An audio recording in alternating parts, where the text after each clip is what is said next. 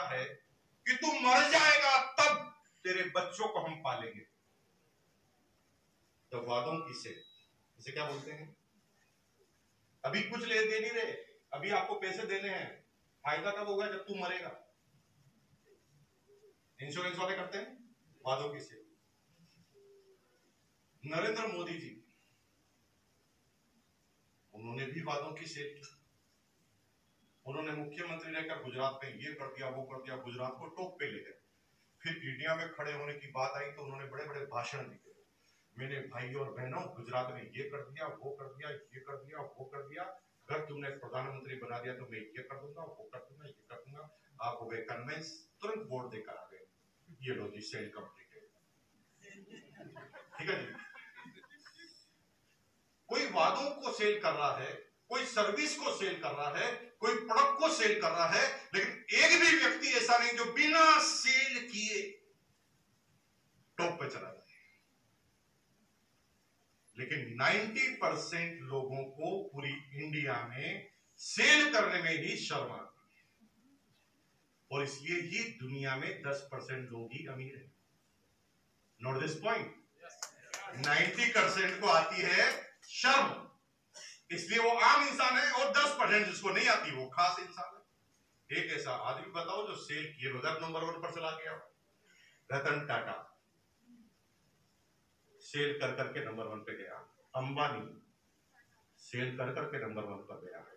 Bill Gates cell कर करके number 1 पर गया। इलॉन मस्क सेल कर करके नंबर 1 पर गया।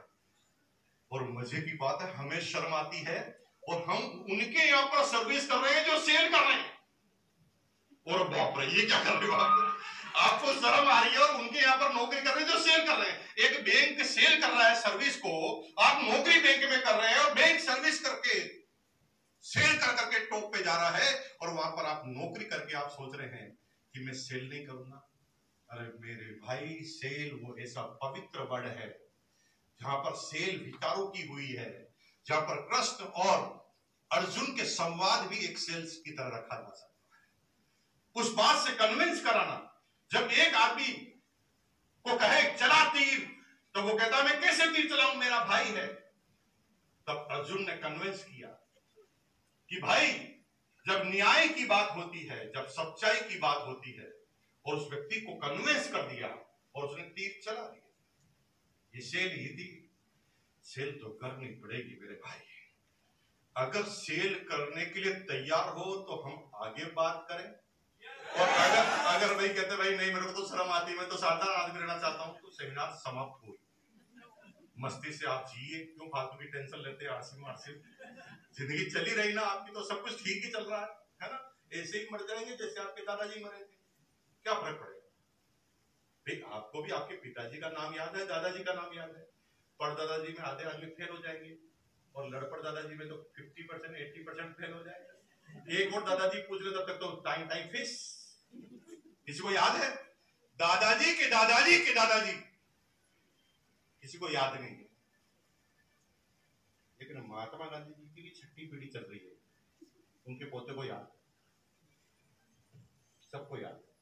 उनको नहीं, पूरे देश को याद है, ये हमारे दादा है। क्यों याद है? क्योंकि वो कुछ करके गए।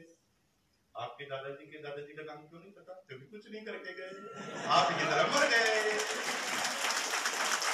कुछ करके जाओगे तो याद रहेगा, कुछ नहीं करके जाओगे तो ये दुनिया भूल जाएगी, जैसे आप अपने दादाजी को भूल गए। तैयार हैं? yes. करूंगा, दिल से बात करेंगे, और पूरे ढक्कन खोल देंगे दिमाग के, क्योंकि आप गलत फहमी में ढक्कन लगा लगा के घूम रहे हैं कि हम जो कर रहे हैं वही राइट है, जबकि ऐसा कुछ है ही नहीं। जो आप कर रहे हैं वो राइट है। मैं भी इसी तरह सोचता था। आप कोई अलग से आदमी नहीं हो, मैं कोई अलग से आदमी नहीं हूं, लेकिन हमारी अपनाई ने, हमारे जो गुरुजन ऐसे मिले कि उन्होंने पहले दिन दिमाग के ताले खोले। बॉस को गुस्सा आ गया, उसने कहा बिना सेल तो दुनिया में कोई आदमी टॉप पर नहीं जा सकता, हर व्यक्ति को सेल ही करना पड़ता है। मैं एकदम सीरियस हो गया। उसने एक एक करके बात सुना, ये जितने भी लोग हैं ये सेल करके ही टॉप पर आए।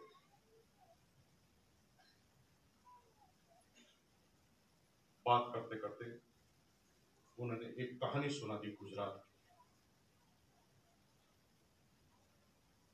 आज के 70 साल पहले एक लड़का था गुजरात का, जो पाकिस्तान से विस्थापित होकर गुजरात के कच्छ में आया। कच्छ से उसके फोर फादर अहमदाबाद में आए, जिसका नाम था धीरूभाई अंबानी, जो ज्यादा जमात पास नहीं, 8वीं 10वीं जितना उसको पढ़ना था पढ़ा, लेकिन पैसे कमाने थे। आम आदमी की तरह नहीं सोचता, पूरे दिन बस सोचता था बेच दूंगा। क्या सोचता था? बेच दूंगा, बेच दूंगा, इसको बेच दूंगा, उसको बेच दूंगा। और अब क्या करते? मैं बेचूंगा, मैं बेचने वाला लग रहा हूं आपको। और पूरे दिन भर कहता था बेच दूंगा, इसको बेच दूंगा, उसको बेच दूंगा। वो बेचने की बात करता था, हम बेचने से शुरू करते थे। 14 साल की एज में, 13 साल की एज में सब सारे बच्चे जब क्रिकेट और गिल्ली डंडा खेलते थे ना, उस समय वो मार्केट में चला जाता था। कुछ समझता नहीं था, बस लोगों को संवाद करते हुए सुनता था। क्या संवाद करते हुए सुनता था? कॉटन मार्केट में वो ये बातें करते थे, सुनता था कि कौन कितने ग्रेड की कॉटन होती है, ए ग्रेड की कॉटन कहां पर पाई जाती है, बी ग्रेड की कहां पाई जाती है, सी ग्रेड की क्या पाई जाती है, ए ग्रेड की कॉटन से क्या बनता है, बी ग्रेड की कॉटन से क्या बनता है, सी ग्रेड की कॉटन से क्या बनता है, ए ग्रेड की कॉटन की रेट क्या है, बी ग्रेड की रेट क्या है, सी ग्रेड की रेट क्या है, ए ग्रेड की कॉटन कहां पर किस दुकान पर मिलती है, बी ग्रेड की कहां मिलती है। ये कल पता करता था, वो जाता था इधर उधर, देखता था, बातें करता था, सुनता था, घूमता था। 14 साल की एज में उन्होंने पैसा कमाना चालू कर दिया नॉलेज के दम पर। उस समय दौर था, उस समय गूगल का जमाना नहीं था।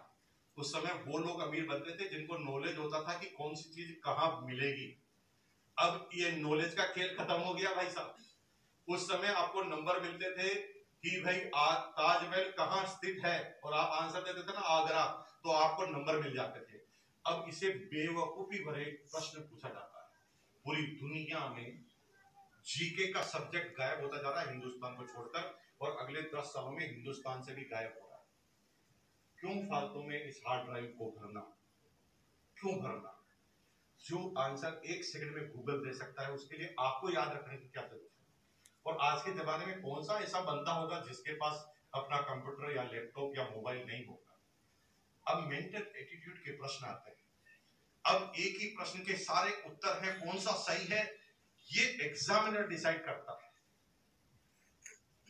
अभी मेरे बच्चे लंदन यूनिवर्सिटी में पढ़े हैं, और मजे की बात है कि उन्होंने फैशन कम्युनिकेशन का कोर्स किया। आज वो पीआर हैं, इंडिया की जितनी भी फिल्मी सेलिब्रिटी देखते हैं उनके पीआर है। अभी वो लंदन जा रही है। वो एजुकेशन पर रिसर्च करके मुझे बता रही थी कि वहां पर ऐसे आंसर नहीं आते, छोटी क्लास में भी ऐसे आंसर आते हैं। यहां से रवाना होते हो, जाना तुम्हें उस गेट तक है, एक रास्ता इधर से जाता, एक रास्ता इधर से जाता, एक रास्ता इधर से जाता, एक रास्ता इधर से जाता। इस रास्ते की ये खासियत है, इस रास्ते की ये खासियत है, इस रास्ते की ये खासियत है, इस रास्ते की ये खासियत है।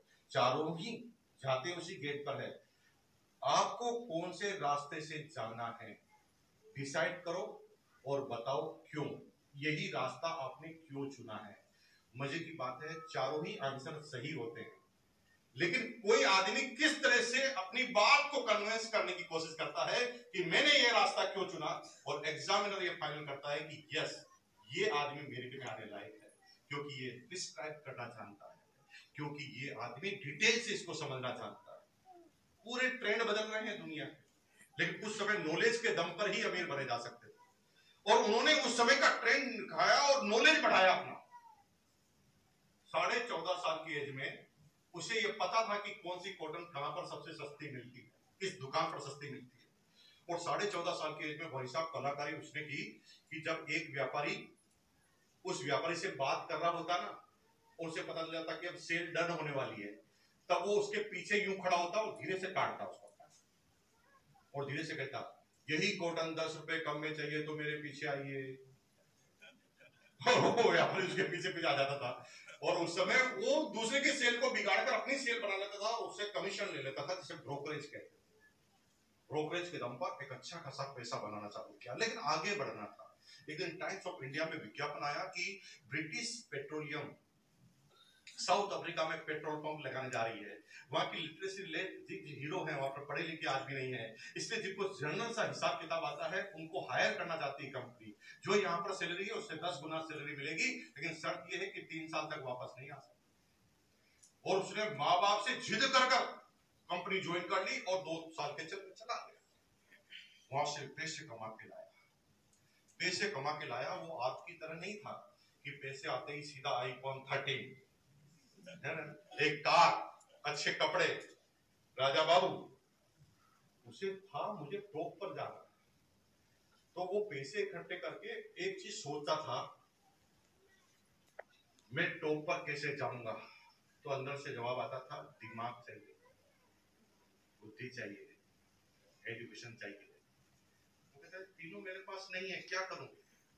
तो अंदर से दिल बोलता था, तेरे पास नहीं है तो क्या हुआ, तू आदमी खरीद तो सकता है। ये तीनों क्वालिटी वाला आदमी तू खरीद सकता है, तेरे पास 3 नहीं है तो क्या फर्क पड़ा। और उसने जिस समय उसको कोई 1000 सैलरी देने के लिए तैयार नहीं था ना इंडिया में, उस समय उसने 5000 का मैनेजर रखा अपने पास, पढ़ा लिखा एकदम आई टू डेट, 5000 का आदमी रखा, और पूरे दिन में उससे ही पूछता था, तो बताना क्या करना हेलो, दिमाग वाले से पूछा, वो उसको कब पूछने क्या जरूरत है, उसने मैनेजर रख लिया, मैनेजर को 5000 मिलते हैं, वो बताएगा ना क्या करना, हमें क्या करना, हमें क्या करना। शुरू से उसके पंडित दुनिया से हटके बिल्कुल। अब वो मैनेजर से पूछता था, यार ये कॉटन का ही बिजनेस करते रहेंगे, तो मैनेजर ने पता लगा के, पढ़ा लिखा था वो, पता लगाता था, और धीरे धीरे मैनेजर ने बताया कि सर पॉलिस्टर का जमाना आने वाला है, polyester is the petroleum product, और वो कपड़ा जो है ना ज्यादा चलता है, और इंडिया में सस्ता ही कपड़ा चाहिए और ज्यादा चलने वाला चाहिए, इंडिया में बहुत चलेगा। तो उसने सबसे पहले पॉलिस्टर का कारोबार चालू किया। बाहर की कंपनी से बात की, उसे अंग्रेजी नहीं आती थी, उन्होंने बाहर की कंपनी से बात करने के लिए उस मैनेजर को लगाया, और मैनेजर ने टाका भिड़ाया, और सबसे पहले उन्होंने पॉलिस्टर इंपोर्ट किया, लाते भी किया। धीरे धीरे उन्होंने पता लगाया कि पॉलिस्टर बनता कैसे, पेट्रोलियम के रॉ मटेरियल को कहां से लिया जाता है, और पहली बार